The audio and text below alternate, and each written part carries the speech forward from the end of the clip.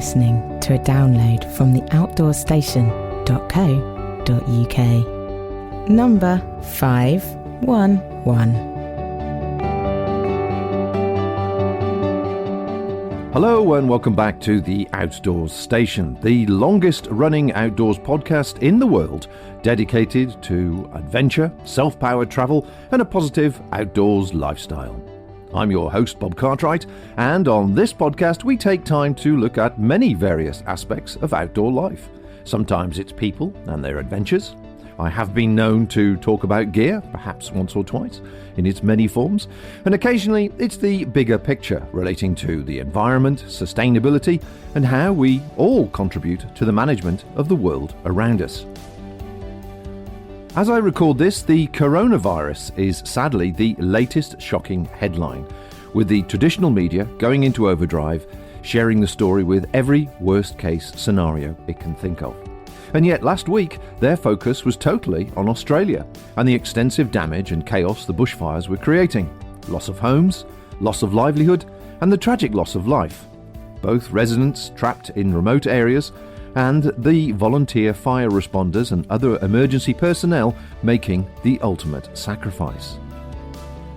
As I record this on the 28th of January, the toll today so far is a loss of 33 lives, 7.7 million hectares burned, more than 1 billion animals lost, 2,000 homes destroyed, and nature's infrastructure in Australia, which we all recognise so well, the koalas, the eucalyptus forests, the wallabies, the kangaroos, the cockatoos, the bee colonies, and the possums, and so much more, turned to ash. Now, just because the mainstream media has moved on doesn't mean it is all over in Australia. You may have heard about the rain and floods of 2 weeks ago. However, have you also heard the reports of the biblical hailstorms, particularly in Canberra last week, in which balls of ice bigger than a golf ball were recorded in winds exceeding 117 kilometres per hour, that's 73 miles per hour for everybody else, which turned Canberra white in 15 minutes, resulting in over 20,000 homes and businesses without power, and countless broken windows, vehicle damage, flash floods, and many personal injuries. I wanted to talk to someone in Australia who could step away from the traditional media drama overload we get in the UK and give us a local, level-headed perspective of the impact nature was currently having, and to find out where we could help if we so wished. Tim Savage is a podcaster like me and the host of the very successful Australian Hiker podcast, which can be found on australianhiker.com.au. We share a wealth of outdoor experience between us, and he was more than willing to discuss the current situation and take a step back to recognise the impact this weather is creating not only on the remote communities, but also on tourism, outdoor life in general, and hiking in particular, which forms a massive part of the rural economy. Now please drop by the outdoorstation.co.uk podcast page for images and videos and links, not only to Australian Hiker, but also the approved, recognised support charities which are now working overtime to support those who have lost everything and are currently displaced. I spoke with Tim on the 19th of January 2020, just after the first rainstorms and floods had arrived. All right, so over the weekend just gone, my wife and I have been up in Queensland. We were going up there for a business trip, and normally where we can, we always try and do the odd hike here and there in the local area. And I'd gone through and planned on a couple of different locations that were close to where we were. And the night before we went out for our walks, we had some fairly heavy rain. And when we got up in the morning, it had been announced there was severe flooding in certain parts of the area that we're in. Caravan parks had been flooded, rivers had broken banks, and they're advising people to be cautious about a number of areas they were going to.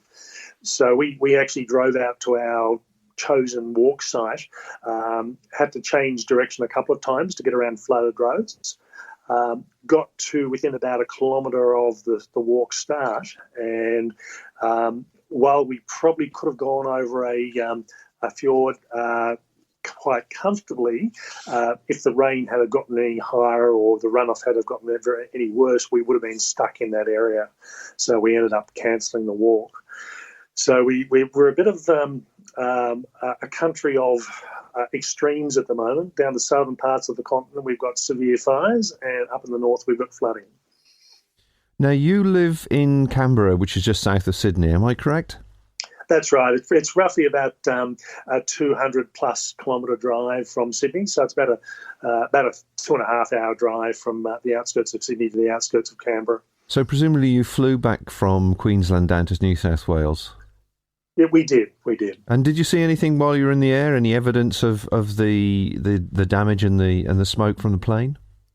No, surprisingly enough, we didn't. We were keeping an eye out for it. There was definitely some smoke haze, and this is something that's certainly impacted us. And they're saying the smoke plume is just about to come back around and having done a complete circuit of the world and hit the other side of Australia. So there's very much a slight haze. For us in Canberra, I'm looking out the window now, it's probably the clearest it's been in the last couple of months. I think it was about the 5th of January, it almost looked like we were in the middle of the fire. The smoke was so intense. We had the rating scale that we use in Australia has 200 as being what's considered hazardous to human health, and the rating that they measured here in Canberra was about 4,700. So it was over 20 times the level considered to be hazardous to human health. So what are the local government or what's the national government suggesting people should do as regards precautions for their health and breathing problems? Depending on where people are, I mean, they're advising, in particularly the areas that are being heavily affected by smoke, they're advising stay inside unless you have to. So don't go out inside and go for a run. And particularly if you're asthmatic or have respiratory illnesses, they're definitely staying inside. They've been they've imported a very large number of breathing masks, and really what these ones do is they restrict the particles getting into the airways. So again, for asthmatics who wear, that's a real problem.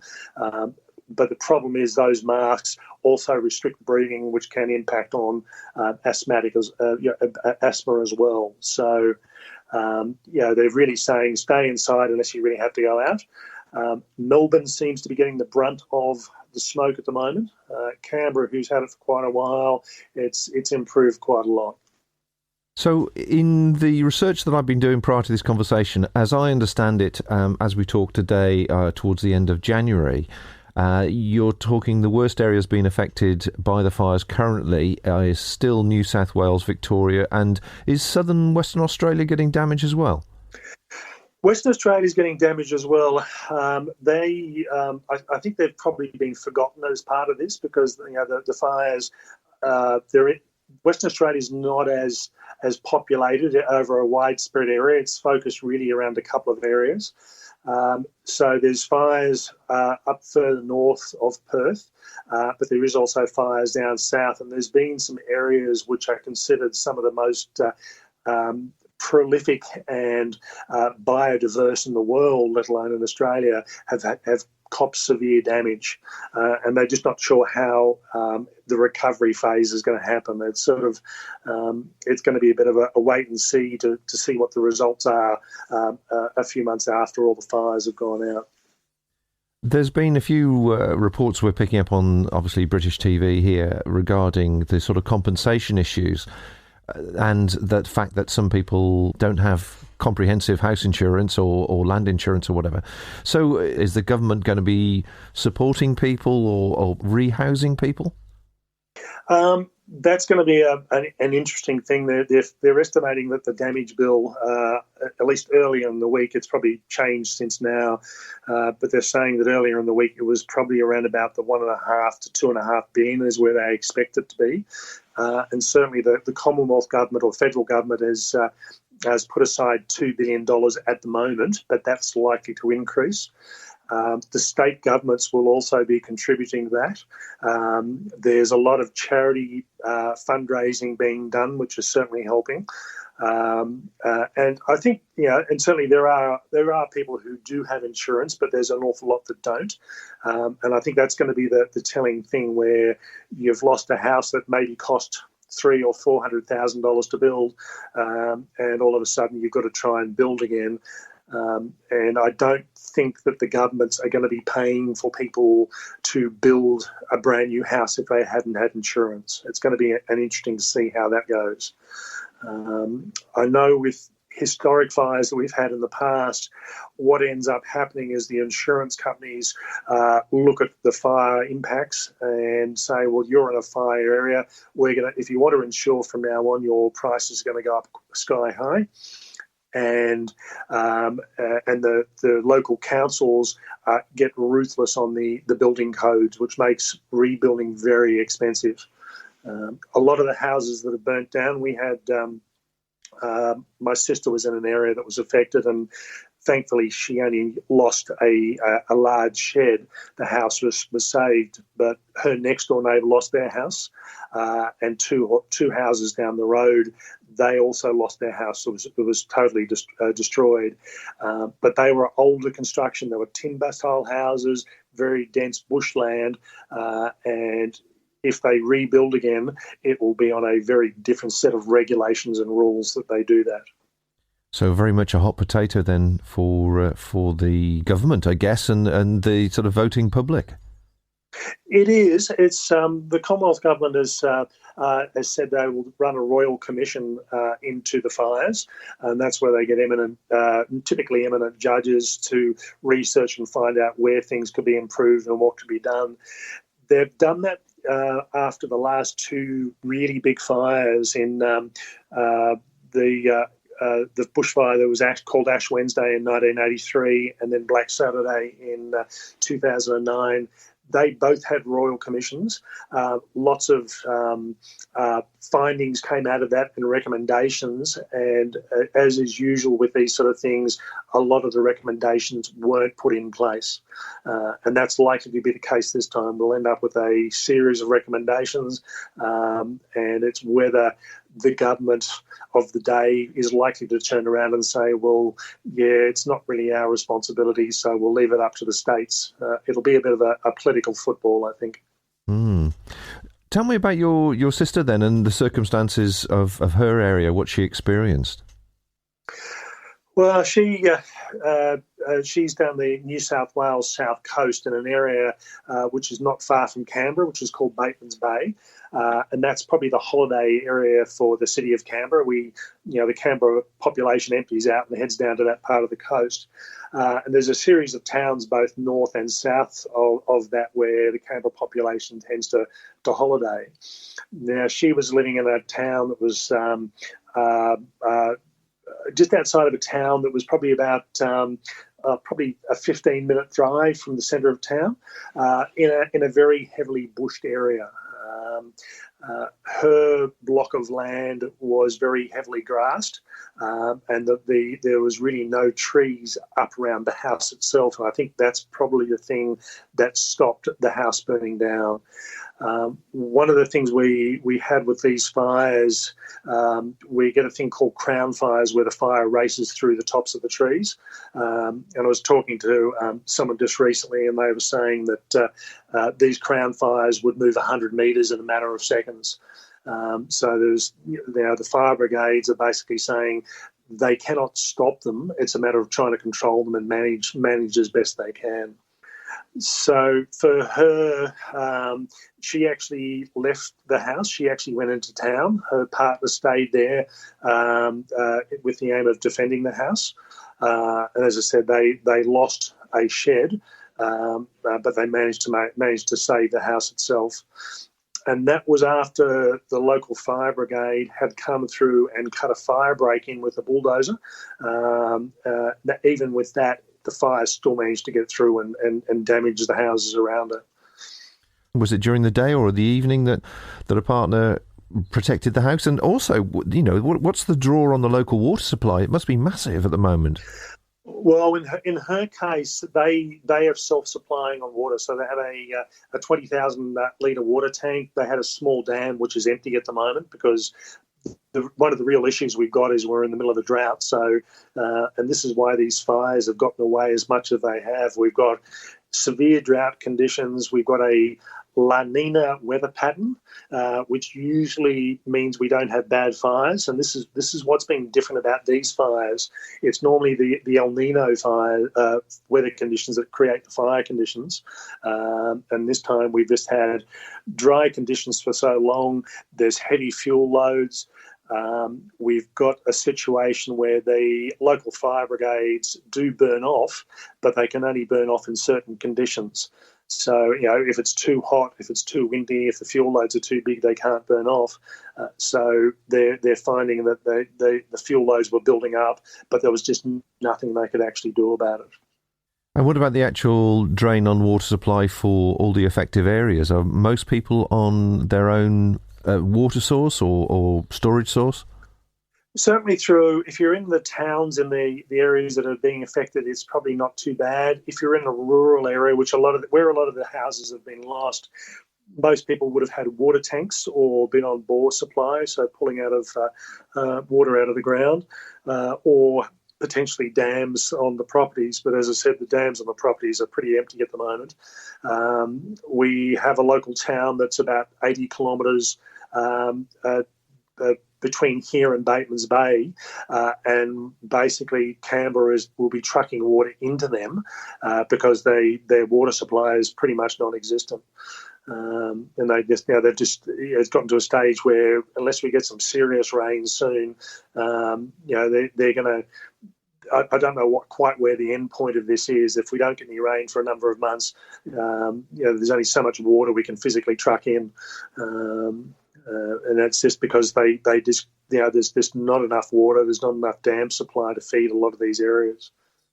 And I suppose to add to the situation and confusion or to the pressures, it's also your summertime, December, January, and peak school holiday time as well.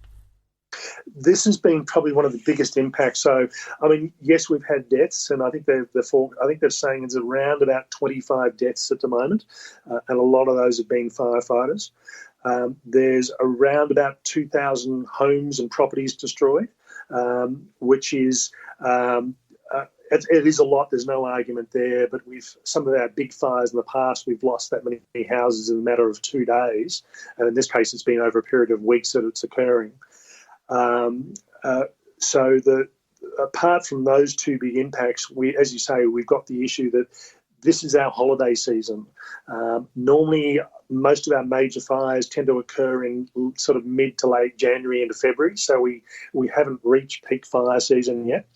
And I'll give you an example here. I was actually supposed to be going down to spend time with my sister at her place, and just before Christmas she said, it's probably not a good idea, probably best to stay away.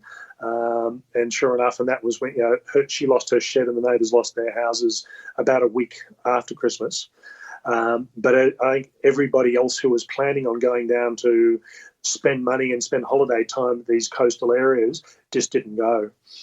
And for a lot of these towns, the 6 to 8 week holiday period, they'll make 30 to 40% of their turnover for the year. And that just hasn't happened.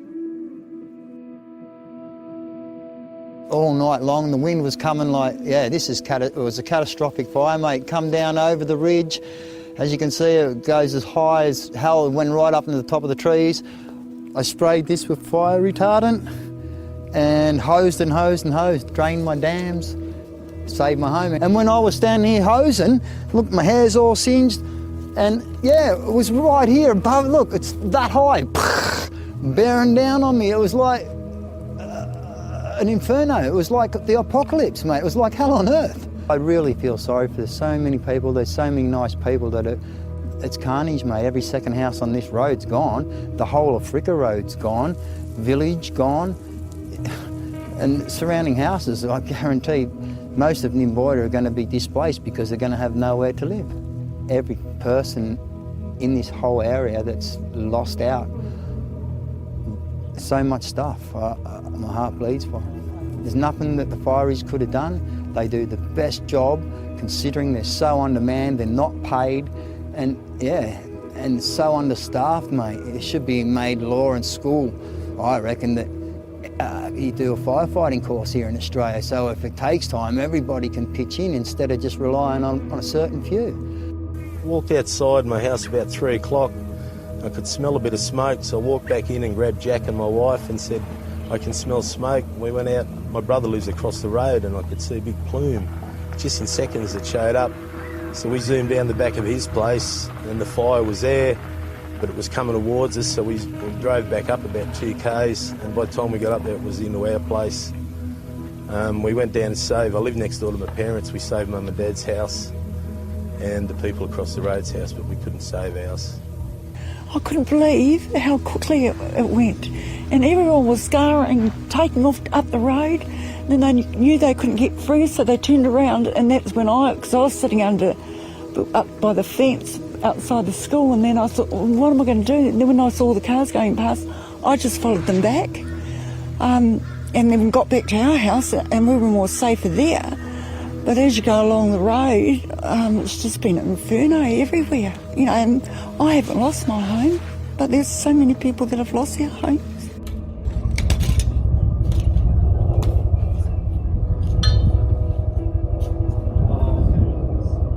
So that's our shed. It's walking around now. This is my 2 old favourite Fiats, burnt to the ground. There's all our planting bins, they're gone. Just looking around, that was one of our sheds, that's gone. The original farmhouse is gone. It's pretty heartbreaking for us all. Dad's been here 50 years and never seen anything like that. All this hard work, this is all sheds here. Old tractors, ute, Dad's boat's gone.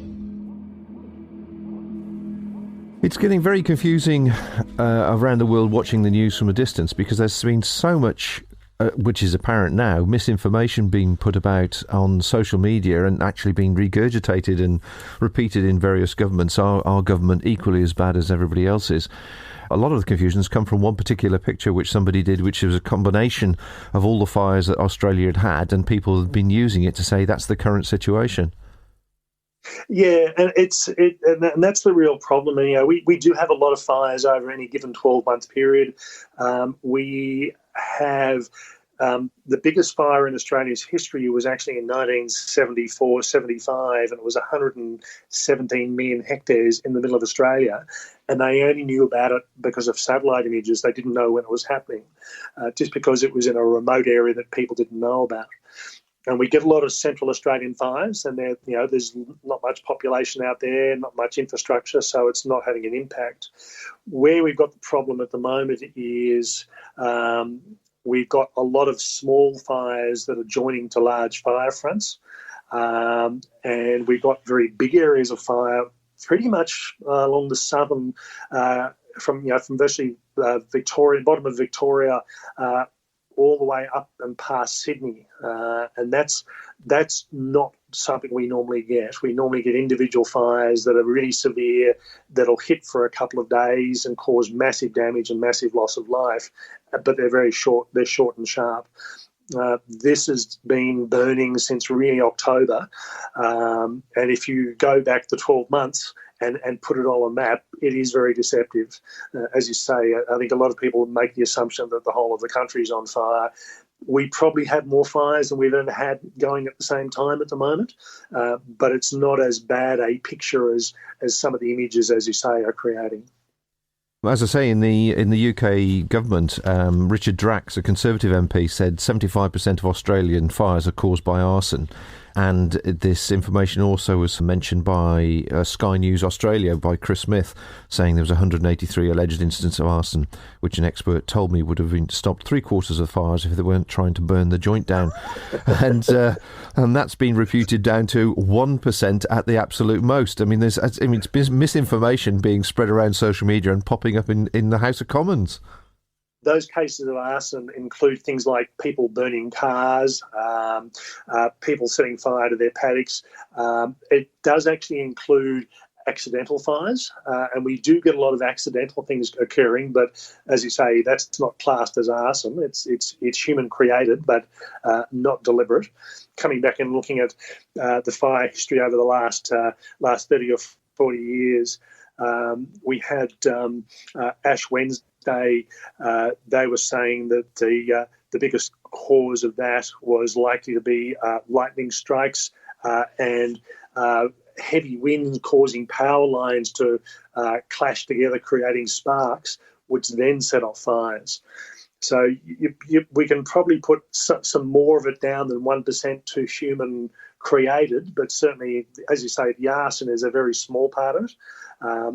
Lightning strikes is one of the biggest areas that we end up having rainstorms, and a lot of these big fire fronts will tend to create their own storm fronts because they're burning all the water vapour up into the atmosphere, but you don't get much out of it, but you do get a lot of lightning strikes, and that just generates more fires. How are you? I'm only shaking your hand if you give more funding to our RFS. So many people here have lost their homes. We need some help. We need more help. How much money for our forgotten New South Wales, Mr Prime Minister? How come we only had 4 trucks to defend our town? Because our town doesn't have a lot of money, but we have hearts of gold, Mr Prime Minister. Nah, you're an idiot, mate. You really are. You won't be getting any votes down here, buddy. You're an idiot. Who votes Liberal around here? Nobody. No Liberal votes. You're out, son. You are out.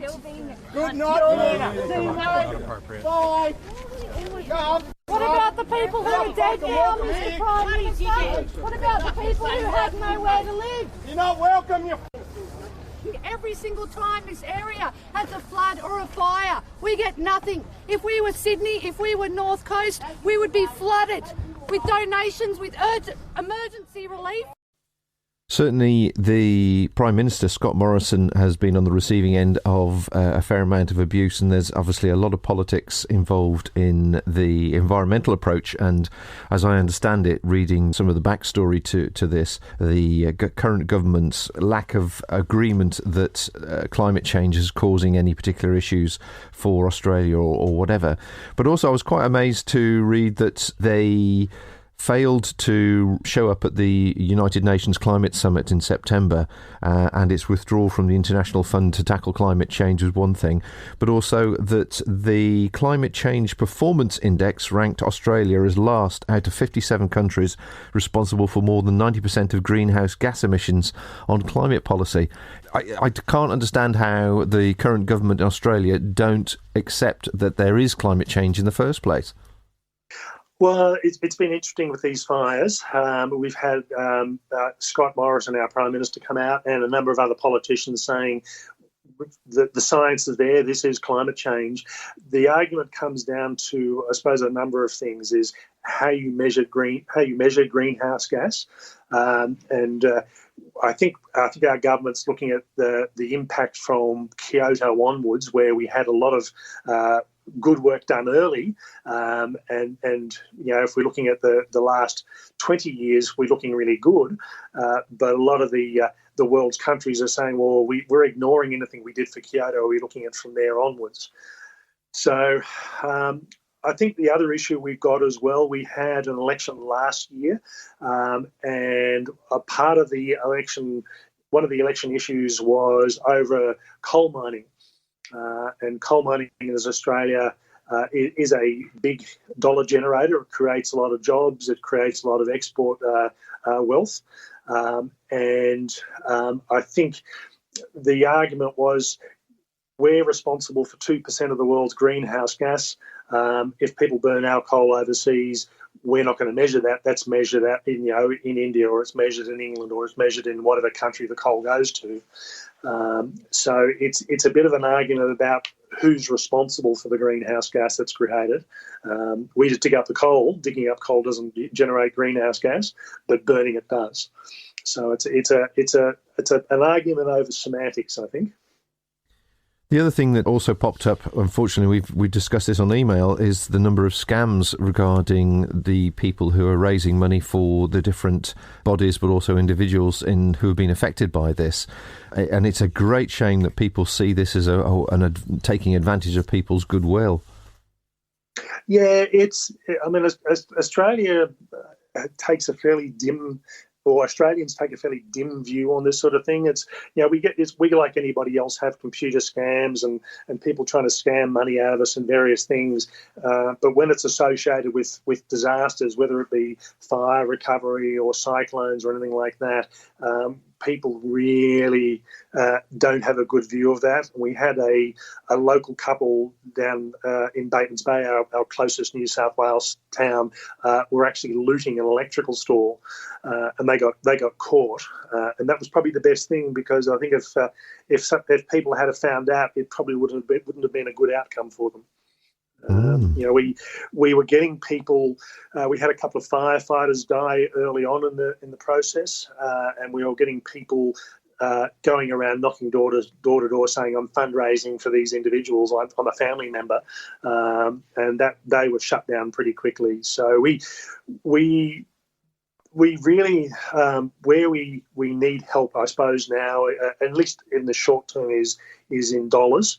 We've got people trying to donate clothing and toys and food, and the emergency services are saying, please don't, because all of a sudden there's all these trucks and all these goods are going into areas where they've got nowhere to store them or to preserve them. So they're saying money is the initial thing, and the Red Cross has got a website, and for better or for worse, you either like the Red Cross or you don't, but they're doing a really good job in managing the funding for the emergency services and for the fires, and that's probably the best place people can donate if they want to help out. Yeah, I'll put a link to a series of donation sites which are all sort of authorised and have collected money for various sectors of people affected, as well as the services themselves. And I was listening to a news report earlier on regarding the fact that people do need dollars at the moment because they are needing accommodation elsewhere while the situation is resolved or it burns itself out, sort of thing. So that's an important part. But talking of dollars, I noticed, or it's popped up in the press, whether it's true or not, I guess it is, that Kylie's made a reasonable donation, and Pink has been, I think, donated $500,000 or $250,000, which was quite extensive. But the biggest surprise and the most interesting one is Celeste Barber. I don't know if you've heard about Celeste Barber. Yes. She's raised $20 million so far. I think it's up to about 50 million now.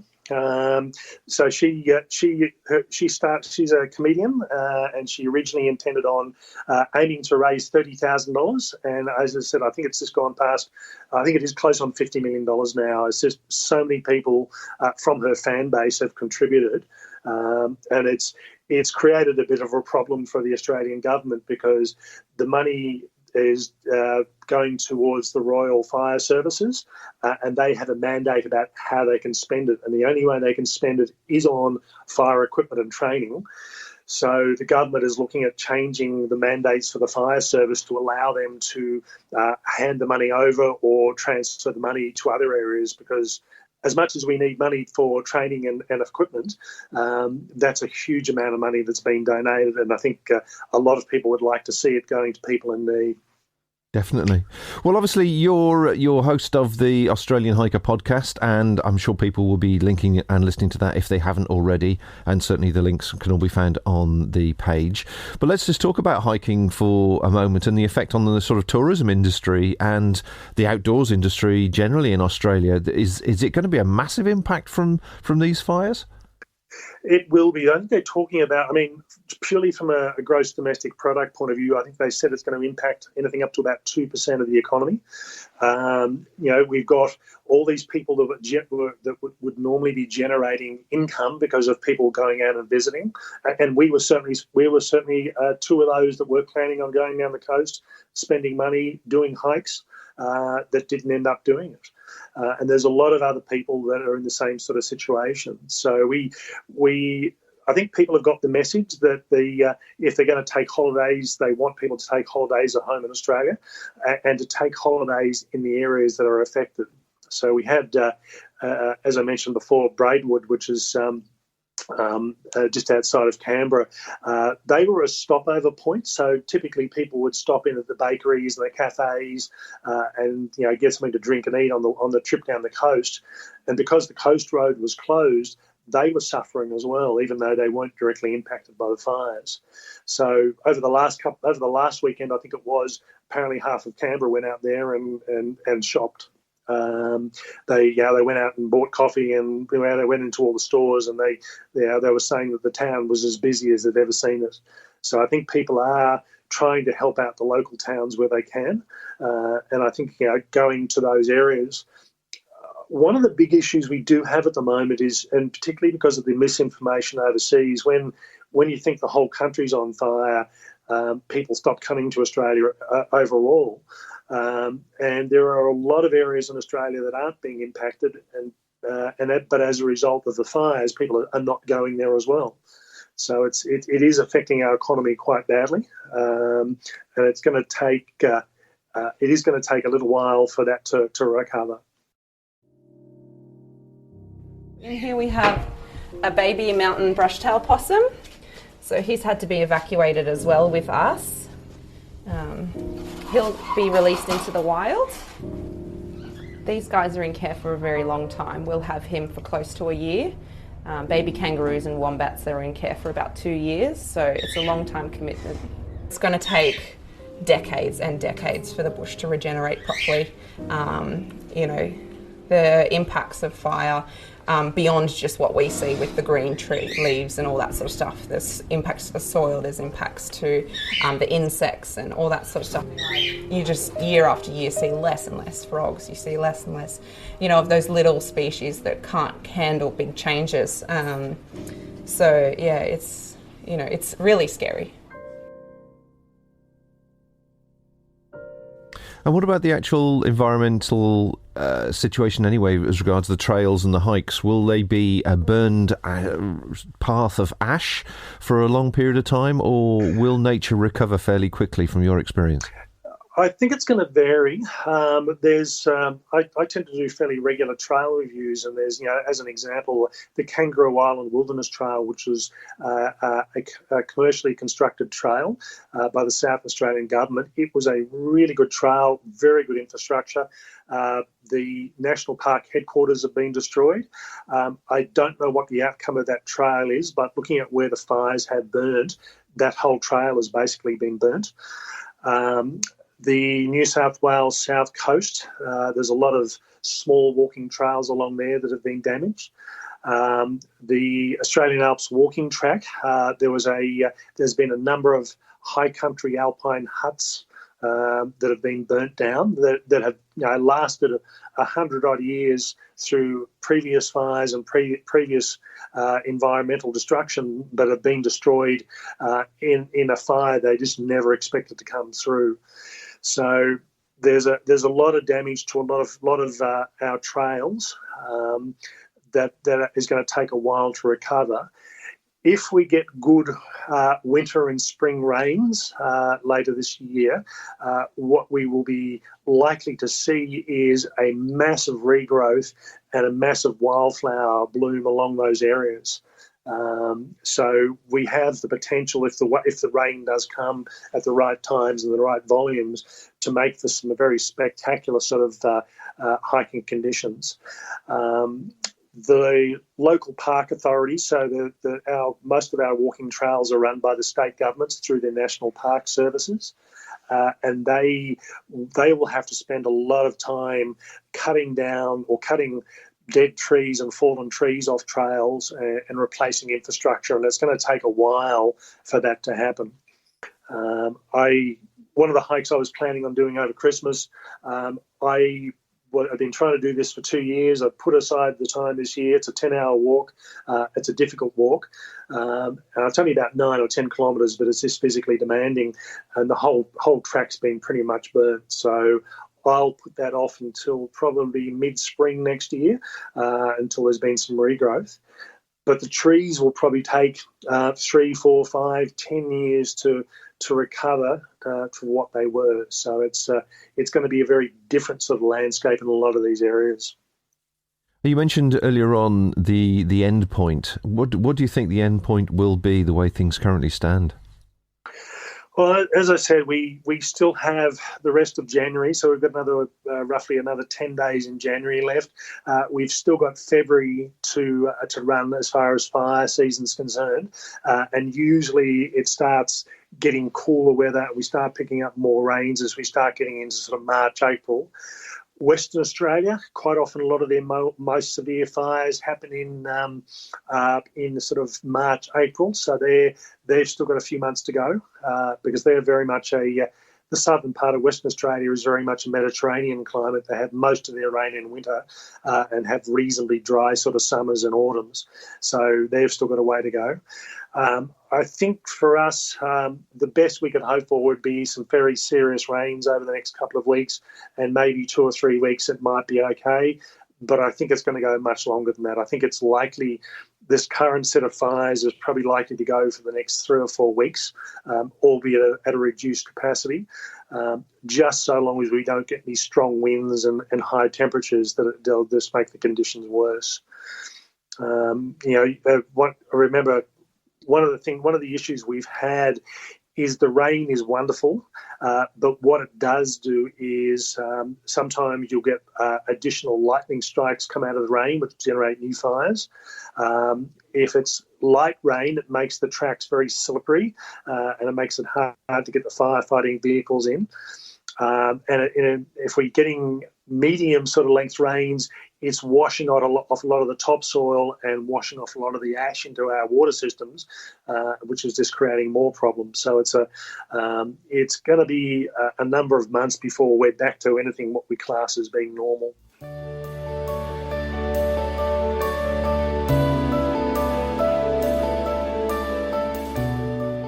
My thanks to Tim for discussing the situation in detail. Australia started their bushfires early in October 2019, and since then they've been running wild across the land. Ironically, it's the same month that the heavens opened for us in the UK, and we have been wading in mud and water ever since. If you feel you want to help them in some way in Australia, there's a full list on the podcast page of all the approved support networks, plus some extra videos and images which you may not have seen. Do add Australian Hiker to your podcast list too, as there's a wealth of hiking, gear and experience information over on their website, australianhiker.com.au. So what are your thoughts on these changing weather patterns and global warming in general? I'd be very interested to know. So please leave any comments over on the Outdoor Station website page or on social media linked to this podcast. Until next time, folks, stay safe out there and bye for now. Thank you for listening to this podcast. To hear or see more from our extensive free library, please visit theoutdoorstation.co.uk.